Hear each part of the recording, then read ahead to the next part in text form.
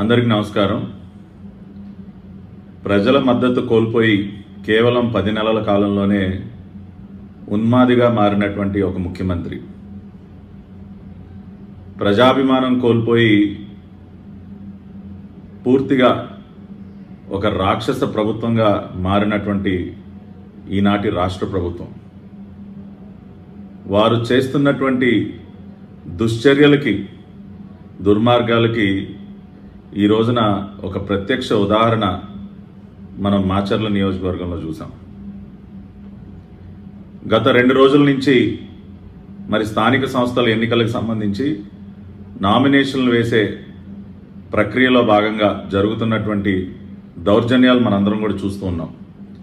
ఎక్కడికక్కడ తమకి ప్రజల మద్దతు లేదని తెలిసి ప్రత్యర్థి పార్టీల అభ్యర్థుల్ని నామినేషన్లు వేయకుండా అడ్డుకుంటున్నటువంటి పరిస్థితుల్లో నిన్న మాచర్ల నియోజకవర్గంలో కూడా పెద్ద ఎత్తున తెలుగుదేశం పార్టీ నాయకులని నామినేషన్లు వేయనీయకుండా చేసినటువంటి సందర్భంలో పార్టీ అధ్యక్షులు నారా చంద్రబాబు నాయుడు గారి ఆదేశానుసారం ఈ రోజున ఉదయం మాజీ శాసనసభ్యులు బోండా ఉమామహేశ్వరరావు, అదేవిధంగా శాసనమండలి సభ్యులు బుద్దా వెంకన్న గారు మాచర్ల నియోజకవర్గ పర్యటనకి, అంటే వారు అక్కడ జరుగుతున్నటువంటి దుర్మార్గాల్ని పోలీసుల దృష్టికి తీసుకొచ్చి సంబంధిత స్టేషన్లో ఫిర్యాదు నమోదు చేయించడం కోసం న్యాయవాదులను తోడుకుని ఈ రోజున ఉదయం మాచర్ల బయలుదేరటం జరిగింది.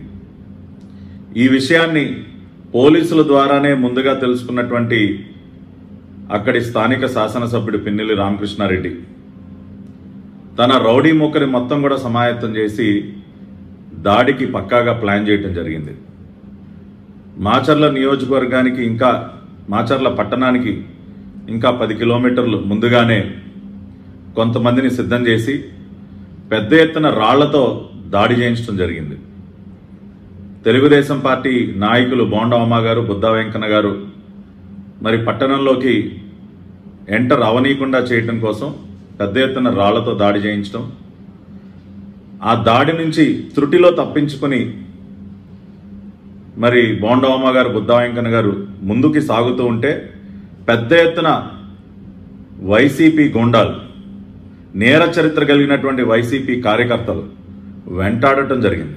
సినిమా ఫక్కీలో మన సినిమాల్లో చూస్తాం, ఫ్యాక్షన్ సినిమాల్లో ఏ విధంగా ప్రత్యర్థుల్ని వెంటాడి నరికి చంపుతారో మనందరం చూస్తాం. అదే విధంగా అదే సినిమా ఫక్కీలో ఈ రోజున దాదాపు 50-60 మంది 2 వీలర్స్ మీద వెంటాడటం జరిగింది.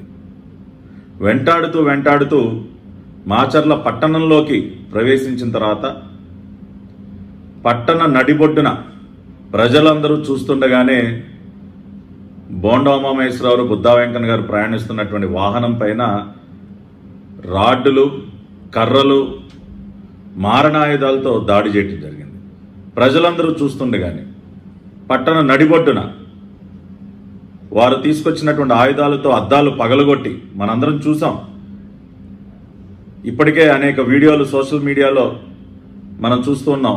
ఇందాక ప్రెస్ మీట్ పెట్టి మా పార్టీ అధ్యక్షులు కూడా విడుదల చేయడం జరిగింది. ఆ వీడియోలన్నీ మారణాయుధాలతో అద్దాలు పగలగొట్టి లోపల ఉన్నటువంటి బుద్దా వెంకన్న గారిని, బోండా ఉమ్మ గారిని ఒక రకంగా చంపే ప్రయత్నం చేశారు. ఇవాళ ఇది కేవలం దాడి కాదు, ఇది ఒక హత్యాయత్నం. వైసీపీ నాయకుడు, రాష్ట్ర ముఖ్యమంత్రి జగన్మోహన్ రెడ్డి దిశానిర్దేశంలో మాచర్ల శాసనసభ్యుడు పిన్నెల్లి రామకృష్ణారెడ్డి చేసినటువంటి హత్యాయత్నం.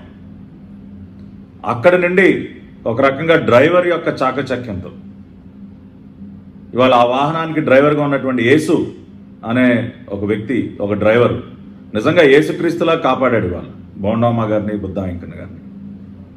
యేసు చాకచక్యంతో వారిని, ఆ వాహనాన్ని అక్కడి నుంచి తప్పించి ముందుకి తీసుకెళ్తే అక్కడ ఒక డిఎస్పి వీళ్ళు రావటాన్ని గమనించి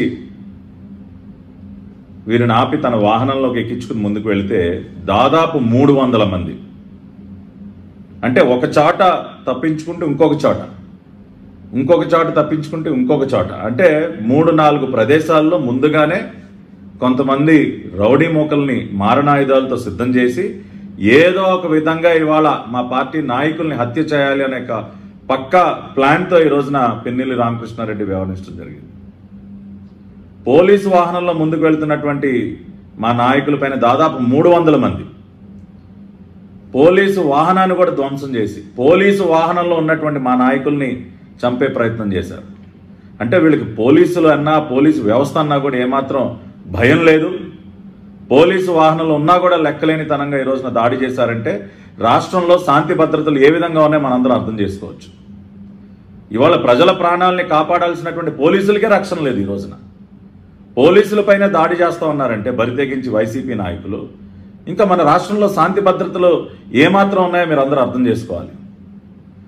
అక్కడి నుంచి త్రుటిలో తంపించుకున్న తర్వాత పొలాల్లోంచి తుప్పల్లోంచి చిన్న చిన్న మట్టి రోడ్ల మీదుగా ప్రాణాలు అరచేతిలో పెట్టుకుని బయటపడిన విధంగా ఈరోజు నిజంగా భగవంతుడే రక్షించాడు.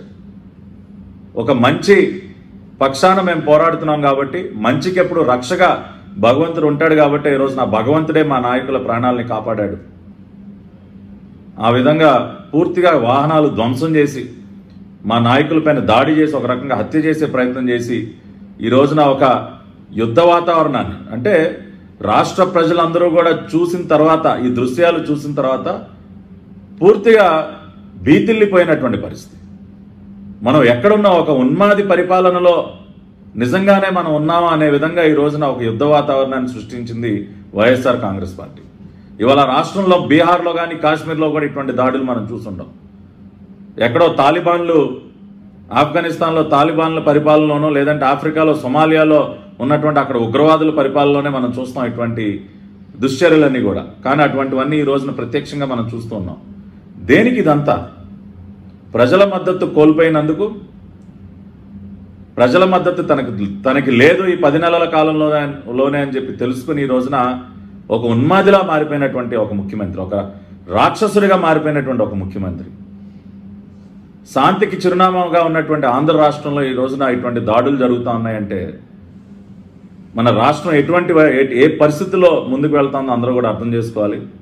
గత 5 సంవత్సరాల కాలంలో చంద్రబాబు నాయుడు గారి పరిపాలనలో శాంతికి చిరునామాగా ఉన్నది ఆంధ్ర రాష్ట్రం, పెట్టుబడులకు చిరునామాగా ఉన్నది ఆంధ్ర రాష్ట్రం, అభివృద్ధికి కేర్ ఆఫ్ అడ్రస్గా ఉన్నది ఆంధ్ర రాష్ట్రం, ఒక సన్ రైజ్ స్టేట్గా పేరుగాంచింది ఆంధ్ర రాష్ట్రం, విదేశీ పెట్టుబడిదారులు క్యూ కట్టినటువంటి రాష్ట్రం ఆంధ్ర రాష్ట్రం. కానీ ఈ రోజున అదే ఆంధ్ర రాష్ట్రం ఈ రోజున ఇటువంటి మారణ కాండకి చిరునామాగా మారిపోయింది. ఇటువంటి దాడులకి ఒక రకమైనటువంటి ప్రదేశంగా మారిపోయినటువంటి పరిస్థితి. ఎవరు కూడా రూపాయి పెట్టుబడి పెట్టడానికి కూడా ముందుకు రానటువంటి పరిస్థితి. మన యువత భవిష్యత్తు మొత్తం కూడా అంధకారంలోకి వెళ్ళిపోయినటువంటి పరిస్థితి. ఇటువంటి దుర్మార్గాలు దౌర్జన్యాలు రోడ్ల మీద జరుగుతూ ఉంటే ప్రత్యక్షంగా ప్రజల కళ్ళెదుటే ఇటువంటి దౌర్జన్యాలకు పాల్పడుతూ ఉంటే ప్రజల్ని నాయకుల్ని హత్య చేసే పరిస్థితుల్లో ఈ రోజున పరిస్థితులు ఉంటే మనం ఏ రకమైనటువంటి సందేశం ఇస్తున్నాం యువతకి? చంద్రబాబు నాయుడు గారి పరిపాలనలో ఈ విధంగానే ఉండేదా? చంద్రబాబు నాయుడు గారు ప్రతిసారి కూడా మన యువత మన బిడ్డల భవిష్యత్తు బాగుండాలి, మన యువత కోసం మనం శ్రమించాలి, మన యువత భవిష్యత్తుకి మనం ఒక బంగారు బాట వేయాలి, మన యువత మన బిడ్డలందరూ కూడా రాబోయే రోజుల్లో సంతోషంగా ఉండాలి, ఒక సంతోష ఆంధ్రప్రదేశ్గా హ్యాపీనెస్ ఇండెక్స్లో మొట్టమొదటి స్థానంలో ఆంధ్ర రాష్ట్రం ఉండాలి, డబుల్ డిజిట్ గ్రోత్ రేట్తో అభివృద్ధిలో ముందుండాలని ఆ రోజున చంద్రబాబు నాయుడు గారు తప్పిస్తే ఈ రోజున ఇప్పుడున్నటువంటి ముఖ్యమంత్రి దోపిడీలు ఎలా చేయాలి, ఎలా దోచుకోవాలి, ఎలా దాచుకోవాలి, ప్రత్యర్థుల్ని పైన ఎలా కక్ష సాధింపు చేయాలి, ఎలా దాడులు చేయాలి, ఎలా హత్యలు చేయాలి, ఇవి నేర్పిస్తా ఉన్నాడు మన యువత మన బిడ్డలకి. ఇవన్నీ చూసిన తర్వాత ఈ రోజున యువత ఏం నేర్చుకుంటారు? జగన్మోహన్ రెడ్డి ఏమి నేర్పిస్తా ఉన్నాడు ఈ రోజున మన యువతకి? రాష్ట్ర భవిష్యత్తుని ఎటువైపు తీసుకెళ్తా ఉన్నాడు జగన్మోహన్ రెడ్డి? ప్రజలందరూ కూడా ఆలోచించాలి. 10 నెలల కాలంలోనే నువ్వు చేసినటువంటి దుర్మార్గాల వల్ల, నీ తుగ్లక్ నిర్ణయాల వల్ల రాష్ట్ర భవిష్యత్తు అంధకారంలోకి వెళ్ళిపోయి ఆదాయం పడిపోయి పెట్టుబడులు రాక అన్ని రకాలుగా నష్టపోయి ప్రజలందరూ రోడ్ల మీదకి వచ్చి పేదవాడి దగ్గర నుంచి ఈ రోజున పెద్ద ఎత్తున పేదవాడి భూములు లాక్కుంటూ ఉన్నారు. రైతులు ధాన్యం కొనుగోలు చేసి వారికి డబ్బులు ఇవ్వకుండా రైతులను కష్టపెడతా ఉన్నారు, మహిళల్ని కష్టపెడతా ఉన్నారు, ఫీజు రియంబర్స్మెంట్ చేయకుండా యువతను కష్టపెడతా ఉన్నారు, కార్మికులను ఇసుక లేకుండా చేసి కార్మికులను కష్టపెట్టారు, ఉద్యోగస్తులను కష్టపెడతా ఉన్నారు. ఈ రోజున అన్ని వర్గాల ప్రజల్ని కూడా మీరు కష్టాలు పాలు చేసి ప్రజల మద్దతు కోల్పోయిన తర్వాత ఈ రోజున ఎన్నికలు ఎదుర్కోలేక ఒక రకమైనటువంటి పిరికితనంతో కొన్ని ప్రాంతాల్లో అయితే అసలు ఎన్నికలే నిర్వహించట్లేదు. ఇవాళ అమరావతిలో ఎన్నికలు ఎందుకు నిర్వహించట్లేదండి? అంటే ఓటమి భయంతోనా? ప్రతి జిల్లాలో మీరు 4-5 మున్సిపాలిటీల ఎన్నికలు ఎందుకు నిర్వహించలేకపోతా ఉన్నారు? ఓటమి భయంతోనా? మంగళగిరిలో ఎందుకు ఎన్నికలు లేవు? ఓటమి భయంతోనా? ఇట్లా అనేక ప్రాంతాల్లో ఓటమి భయంతో ఎన్నికలు నిర్వహించకుండా రిజర్వేషన్ల పేరుతో బీసీలను మోసం చేసి, వెనకబడినటువంటి సామాజిక వర్గాలని మోసం చేసి, రిజర్వేషన్లు లేకుండా చేసి, వారికి 16,000 పోస్టులు వారికి కాకుండా చేసి, ప్రజల మద్దతు కోల్పోయి ఈ రోజున ఒక ఉన్మాదిగా మారిపోయి ఈ రోజున మీరు ఇటువంటి దాడులు చేస్తా ఉన్నారు. అయినా తెలుగుదేశం పార్టీ ప్రజాస్వామ్యం మీద నమ్మకం గల పార్టీగా ఈ రోజున మీరు మారిన ఆయుధాలని మీరు ఆయుధాలుగా మార్చుకుంటే మేము రాజ్యాంగాన్ని, ఓటుని ఆయుధంగా మేము భావిస్తాం. మీ ఆయుధాలు మారిన ఆయుధాలు అయితే మా ఆయుధాలు ఓటు, రాజ్యాంగం. ఓటు అనే ఆయుధంతోనే సమాధానం చెప్పాలని ఎప్పుడు కూడా తెలుగుదేశం పార్టీ శ్రమిస్తుంది. రాజ్యాంగబద్ధంగా ప్రజల పక్షాన పోరాటం చేసి ప్రజల విశ్వాసాన్ని చోరుకొని ఆ రకంగా ప్రజలకి ఎంతో కొంత మంచి చేయాలి అని చెప్పి తెలుగుదేశం పార్టీ శ్రమిస్తుంది. అది తెలుగుదేశం పార్టీ విధానం. మీ దాడులకి భయపడేది లేదు పిన్నెల్లి రామకృష్ణారెడ్డి. మీ దాడుల్ని తిప్పికొట్టలేని సామర్థ్యం లేక కాదు, తిప్పికొట్టడానికి కావాల్సిన ధైర్యం లేక కాదు, ఆ సత్తా లేక కాదు. కానీ మా నాయకుడు మాకు నేర్పించినటువంటి సిద్ధాంతం, వారు చూపించినటువంటి మార్గం, మాకు మంచితో ప్రజలకి ఏ రకంగా మనం ఏ విధంగా ముందుకు వెళితే మనం మంచి చేయగలం, శాంతియుత మార్గాల్లో ప్రజాస్వామ్యబద్ధంగా అభివృద్ధి మన ధ్యేయంగా పనిచేయాలని ఏదైతే మా నాయకుడు మాకు నేర్పించాడో మేము దానికి కట్టుబడి ఈ రోజున మేము ఓర్పుతో, సహనంతో ఉంటున్నాం.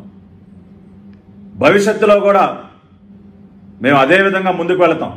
మీరు ఇటువంటి ఎన్ని దాడులు చేసినా ప్రజల యొక్క మద్దతుతో, ప్రజల యొక్క తీర్పుతో రాబోయే రోజుల్లో మేము మీరు చేసేటటువంటి దాడులన్నిటికి కూడా గట్టిగా సమాధానం చెప్తాం. ప్రజలందరూ కూడా ఆలోచించాలని కోరుకుంటా ఉన్నాం. గతంలో ఏ విధంగా ఉండేది, ఈ రోజున ఏం జరుగుతుంది, ఇప్పటికైనా మీరు స్పందించి ముందుకు రాకపోతే మన రాష్ట్రం, మన బిడ్డల భవిష్యత్తు మొత్తం కూడా పూర్తిగా అంధకారంలోకి వెళ్ళిపోయేటటువంటి పరిస్థితి. కాబట్టి మేము ఈ రోజున రాష్ట్ర ప్రజలందరినీ కూడా కోరుకుంటా ఉన్నాం, విన్నవించుకుంటూ ఉన్నాం. దయచేసి ఇటువంటి దాడులు ఆగాలి అంటే మీలో చైతన్యం రావాలి. మీరు చైతన్యవంతులై ధైర్యంగా రేపు జరగబోయేటటువంటి స్థానిక సంస్థల ఎన్నికల్లో మీ దగ్గర ఉన్నటువంటి ఓటు అనే ఆయుధంతో మీరు సమాధానం చెప్తేనే ఈ దాడులకు మనం అడ్డుకట్ట వేయగలం, ఈ ఉన్మాదిని ఆపగలం. ఏ నియంత పరిపాలనలో అయితే మనం ఇబ్బందులు పడతా ఉన్నామో ఆ నియంతని మనం తిప్పికొట్టాలన్నా, ఈ నియంత్రణతో పాలనకి చరమగీతం పాడాలన్నా మీరు చైతన్యవంతులు అవ్వాలి. ప్రజలందరూ ముందుకు రావాలి, ముందుకు వచ్చి ఈ నియంతకి బుద్ధి చెప్పాలి అని చెప్పి మరొకసారి మిమ్మల్ని అందరినీ కూడా కోరుకుంటూ సెలవు తీసుకుంటా ఉన్నాను.